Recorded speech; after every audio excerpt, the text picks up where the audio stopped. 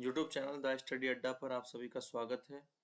तो आज के इस वीडियो में हम चर्चा करने वाले हैं CSIR NAL द्वारा यानी नेशनल एरोनॉटिक्स लिमिटेड द्वारा जो हाई एल्टीट्यूड सीडो सैटेलाइट का सफल परीक्षण किया गया है। तो इसी के बारे में जो है इस वीडियो में चर्चा करेंगे। तो सबसे पहले जानेंगे कि खबर क्या है और फिर देखेंगे कि ये जो सैटेलाइट बनाया गया है इसके डिजाइन और कार्यप्रणाली के बारे में बात होगी और इसका क्या उपयोग है, हवाई बेस स्टेशन के रूप में इसको कैसे उपयोग किया जा सकता है, क्या इसके संभावित लाभ हो सकते हैं और भारत के लिए इसका क्या रणनीतिक जो है अनुप्रयोग होगा।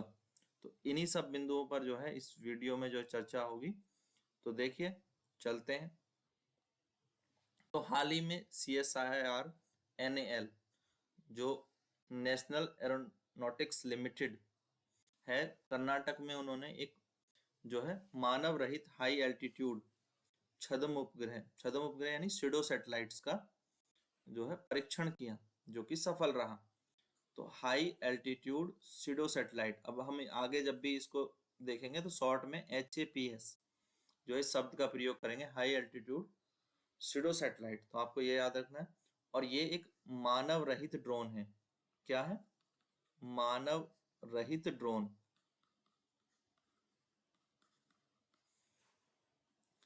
HAPS जो है मानव रहित विमान यानी ड्रोन है।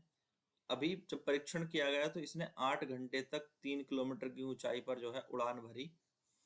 और इसकी संकल्पना कब आई थी कि हमें जो है इस तरह के ड्रोन विकसित करने हैं, हाई एल्टीट्यूड सीडो सैटेलाइट्स को विकसित करने का। तो ये जो है 1990 के दशक में ये सोचा गया कि इस तरह के ड्रोन विकसित किए जाएं जो हवाई बेस स्टेशन के रूप में कार्य करते हों और उपग्रह की तुलना में कम लागत पर जो है कनेक्टिविटी और अन्य सेवाएं ये प्रदान कर सकता है। अभी डिटेल में हम इस चीज के बारे में जानेंगे कि हवाई बेस स्टेशन के रूप में कैसे कार्य करता है या उपग्रह की तुलना में ये कनेक्टिविटी कैसे इससे हमें बेहतर मिलती है। तो इस चीज पर भी जो है वीडियो में आगे बात करेंगे। तो इसके डिजाइन और कार्य प्रणाली के बारे में देख लेते हैं, क्या इसकी डिजाइन और कार्य प्रणाली है।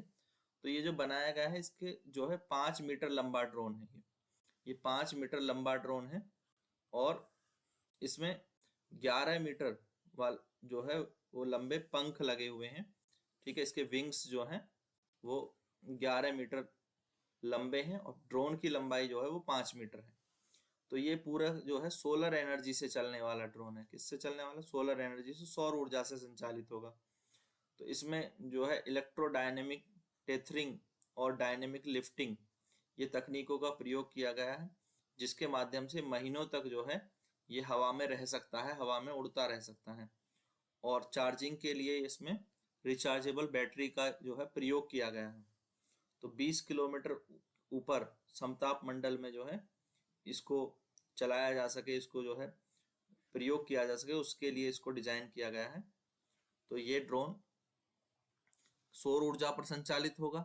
इलेक्ट्रोडायनेमिक टेथरिंग और डायनेमिक लिफ्टिंग के माध्यम से ये महीनों तक हवा में रह सकता है। ठीक है, तो ये इसके डिजाइन और कार्य प्रणाली हो गई। अब बात करते हैं कि ये हवाई बेस स्टेशन के रूप में जो हाई एल्टीट्यूड सीडो सैटेलाइट्स हैं ये हवाई बेस स्टेशन के रूप में कैसे कार्य कर सकते हैं। तो क्या होगा कि अगर हम किसी एरिया में इसको ऊपर भेजते हैं तो ये वहां से एक जो है नेटवर्क कंट्रोल कनेक्टिविटी प्रोवाइड करने के लिए या जो है हमें कमांड कंट्रोल सेंटर के रूप में जो है यूज करने के लिए प्रयोग किए जा सकते हैं। तो उसमें हम इस तरह से इनको यूज कर सकते हैं, जो कि जैसे अभी क्या है कि विमानों को दिशा निर्देश देने के लिए सैटेलाइट्स का प्रयोग किया जाता है। तो सैटेलाइट का प्रयोग करते हैं तो उसमें खर्च भी ज़्यादा आता है। और अगर किसी रिमोट एरिया में जो है हमें काम करना है, वहाँ पर अगर इंटरनेट की सर्विस प्रोवाइड करनी है या जो है कोई सिग्नल भेजने हैं, किसी विमान को निर्देशित करना है, तो उसके लिए जो है इस तरह की जो तकनीक है वो ज़्यादा कारगर साबित हो सकती है, कम खर्च वाली हो सकती है। तो उपग्रहों की तुलना में कम लागत पर कनेक्टिविटी प्रदान करना या अन्य सेवाएं प्रदान करना ये इसका एक उपयोग हो सकता है। हवाई बेस स्टेशन के रूप में भी इसको उपयोग कर सकते हैं क्योंकि टावरों की तुलना में जो है ये अधिक शक्तिशाली लाइन ऑफ विजन सिग्नल्स जो है ये भेज सकता है। साथ ही क्योंकि सैटेलाइट की ऊंचाई अधिक होती है, मान लो यहाँ पर पृथ्वी पर या किसी जहाज को हमें सैटेलाइट के द्वारा कमांड देना है, तो ये दूरी बहुत अधिक है। 600-700 किलोमीटर की दूरी से जो है अगर सिग्नल दिया जाएगा तो उसमें जो है लेटेंसी अधिक होगी। लेटेंसी का क्या मतलब है कि जो सिग्नल यहाँ से वहां तक पहुंचने में जो समय लगेगा और फिर उसके निर्देश का जो दूसरी जगह तक आने में जो समय लगेगा, उसको हम बोलते हैं लेटेंसी टाइम। तो वो अधिक होगी। जबकि अगर हम HAPS का यानी हाई एल्टीट्यूड सीडो सैटेलाइट्स का अगर यूज करते हैं, क्योंकि ये अधिक ऊंचाई पर नहीं होंगे, 15-20 किलोमीटर की ऊंचाई पर होंगे, तो 15-20 किलोमीटर की ऊंचाई पर तो इससे क्या है कि सिग्नल भेजने में जो लेटेंसी टाइम है वो भी कम हो जाएगा। 15 से 20 किलोमीटर में सिग्नल जो है तेज गति से जो है वो ट्रेवल करेगा और वो बहुत कम समय में जो है सिग्नल को उच्च गुणवत्ता के साथ यहाँ से वहाँ भेजा जा सकेगा। तो इस तरह से जो है कम लागत पर एक अच्छी कनेक्टिविटी जो है इससे मिल सकती है और एक 500 किलोमीटर के दायरे को जो है ये आसानी से जो है कवर कर सकता है, उसमें सिग्नल जो है वो पहुंचा सकता है। तो इसके लाभ और उपयोग जिन पर अभी थोड़ी सी चर्चा पीछे भी की गई, तो यहाँ भी देख लेते हैं। तो ये उपग्रह के समान कार्य क्षमता इनमें होती है, ये पृथ्वी के बहुत करीब होते हैं, इसलिए जो है विलंबता लेटेंसी कम होती है। अभी मैंने आपको बताया लेटेंसी के बारे में, ठीक है। तो ये जो टाइम है वो कम लगता है सिग्नल को भेजने के लिए, कम्युनिकेशन को साधने के लिए समय कम लगता है दूरी कम होने के कारण। और इस तरह से जो है टू वे कम्युनिकेशन, जिसे हम दो तरफा संचरण यानी टू वे कम्युनिकेशन जो है वो अधिक गति के साथ किया जा सकता है, ठीक है। तो टू वे कम्युनिकेशन बहुत प्रभावशाली ढंग से और बहुत तेज गति से जो है वो पॉसिबल होता है। जहाज से ड्रोन को सिग्नल भेजें या ड्रोन से जहाज को, या इसी तरह से हमें किसी रिमोट एरिया से कोई सिग्नल हम जो है ड्रोन को देना चाहते हैं या ड्रोन से कोई सिग्नल जो है उस रिमोट एरिया तक पहुंचाना चाहते हैं, तो इसमें बहुत कम समय लगता है और ये कम खर्च पर और बहुत तेजी के साथ किया जा सकता है। तो इसको तैनात करना, इसका रख रखाव करना आसान होता है और ये किसी भी रेगुलर हवाई अड्डे से भी उड़ान भर सकता है, उस पर उतर भी सकता है। तो ये ड्रोन जो है क्योंकि ज़्यादा बड़े नहीं साइज में, 5 मीटर इसकी लंबाई है, 11 मीटर इसके विंग है, तो किसी भी जो है रेगुलर हवाई अड्डे पर इसको उतारा भी जा सकता है और वहाँ से इसकी उड़ान भरने में भी सक्षम होते हैं। फिर एवियोनिक्स और पेलोड सिस्टम को ऑपरेट करने के साथ साथ इनको हम लचीले लॉन्च और पुनर्प्राप्ति की अनुमति भी हो सकती है, इन्हें कहीं और स्थानों पर भी उतारा जा सके तो इसके लिए भी इन्हें डिजाइन किया जा सकता है।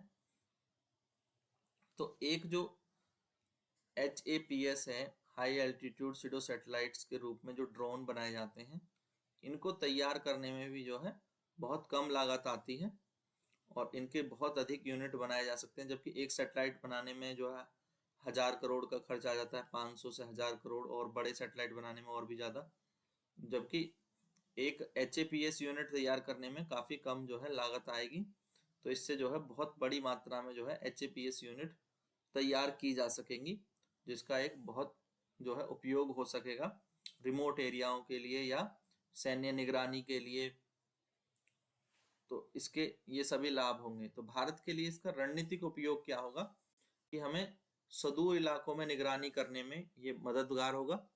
साथ ही आपदाओं के दौरान जो वायरलेस हॉटस्पॉट के रूप में इसको जो है कहीं पर भी तैनात किया जा सकता है, तो जिससे कि वो आपदा के दौरान उस एरिया में सिग्नल पहुंचाया जा सके। क्यों आपदा के दौरान क्या होता है, अक्सर किसी एरिया के जो है टावर वगैरह जो है वो अगर खराब हो जाते हैं, नष्ट हो जाते हैं, तो उस समय भी उस एरिया में जो है सिग्नल पहुंचाया जा सके, कम्युनिकेशन साधा जा सके, तो उसके लिए वायरलेस हॉटस्पॉट की तरह कार्य करने में हमारी मदद कर सकता है। साथ ही समुद्री निगरानी में जो है इसका उपयोग हो सकता है। कम लागत वाले ब्रॉडबैंड और IoT इन तक जो है लोगों की पहुंच को बढ़ाने में और उन एरियाओं में जो है इंटरनेट पहुंचाने में जहां अभी इंटरनेट नहीं पहुंचा है, तो ये उसमें मदद कर सकता है, जिससे कि डिजिटल विभाजन को जो है कम किया जा सके। डिजिटल विभाजन जो शब्द है ये आपको पता ही है कि हमारे जैसे शहरों में जो है इंटरनेट की कनेक्टिविटी बहुत अच्छी है, जबकि दूर दराज के गाँवों में जो है इंटरनेट की कनेक्टिविटी जो है वो अभी बहुत अच्छी नहीं है। तो इससे इसे हम कहते हैं डिजिटल डिवाइड। ये एक तरह से क्या है, डिजिटल विभाजन है। ठीक है, तो ये डिजिटल डिवाइड है।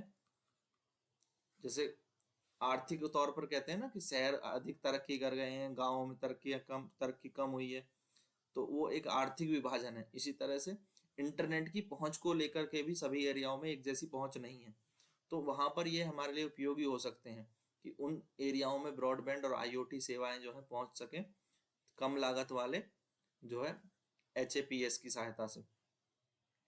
तो व्यापक क्षेत्र की निगरानी करने में इनकी क्षमता होती है। साथ ही भू स्थानिक परिवहन और कृषि के सटीक आंकड़े और जो है निगरानी के लिए इनका प्रयोग किया जा सकता है। सटीक कृषि उपयोग में ये लाभकारी हो सकते हैं। राष्ट्रीय सुरक्षा के लिए लाभकारी है, सार्वजनिक सुरक्षा के लिए जो काफी जो है इनका रणनीतिक उपयोग किया जा सकता है। तो इनमें ऐसी क्षमताएं हैं। साथ ही जो है सोलर सेल जो है ऊर्जा भंडारण, सामग्री विज्ञान, इन सब में भी भविष्य में इनका जो है उपयोग हो सकता है। तो आगे भविष्य में जो है जैसे जैसे इसके जो है उपयोग किया जाएगा और इसके संबंधित ज्ञान में वृद्धि होगी, तो वहां पर इसके नए नए उपयोग भी देखने को मिलेंगे।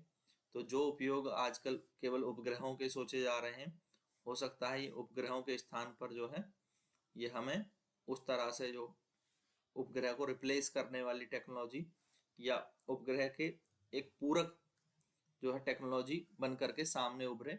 तो भारत ने जो है सक्सेसफुली जो है CSIR नेल के द्वारा जो है, नेल क्या है, नेशनल एरोनॉटिक्स लिमिटेड, ये कंपनी है जिसने हाई एल्टीट्यूड सीडो सैटेलाइट्स को डेवलप किया है। तो यही आपको याद रखना है। तो इतना ही था आज के इस वीडियो में, जिसमें हमने इस खबर को जो है विस्तार से डिस्कशन किया और जाना कि इसके क्या उपयोग हो सकते हैं, क्या इसका भारत के रणनीतिक प्रयोग होगा, क्या इसके डिजिटल, क्या इसके जो है डिज़ाइन है और कार्य प्रणाली है, वो सब जो है इस वीडियो में मैंने आपके साथ डिस्कस किया। तो वीडियो आपको कैसा लगा ये हमें ज़रूर बताएं। वीडियो पसंद आए तो लाइक ज़रूर करें और चैनल को सब्सक्राइब कर लें। इसी तरह के वीडियोस लगातार इस चैनल पर आपको मिलते रहते हैं। Thank you guys, thanks for watching.